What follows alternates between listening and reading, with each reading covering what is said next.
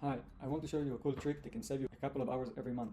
If you're not using it, you're probably wasting a couple of hours just going back and forward with your subcontractors and suppliers. For example, you can see how we created a purchase order for one of our brands that easily go through all of our notion details and summarize them in a nice document that we can send to the manufacturer without going back and forth. Similarly, we created a guidelines instruction document for one of our subcontractors to create an image for us. As you can see, the document already specified the brand details, the company colors, and the technical specification, in this case from Amazon guidelines.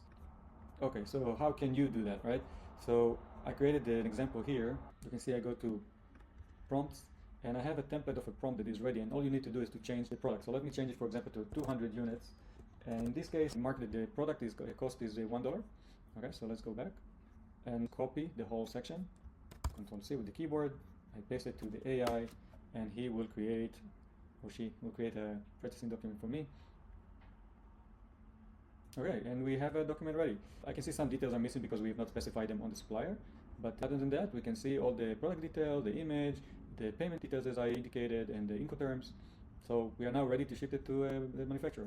We can save it, save the doc, and ship it. Another example is to create an instruction document for a subcontractor. So again, I have some details here. This one requires to be a bit more specific, so you'll have to put your own company details. As I showed before, we made the same thing for one of our subcontractor, and we also indicated the Amazon guidelines in this document. This is why you can see them in the purchase order instruction. We just copied it from the Amazon page, so you can see here the requirements. Then, of course, everything else in the Pro version also exists in the OS version. So you can see, in addition, you can see the My Store detail where you can put your logo and brand colors. This will be populated into the contractor's assignment details. And then you have the same planning, as you know from the Pro version, with the My Task that you can share with the colleagues so they can see only their tasks.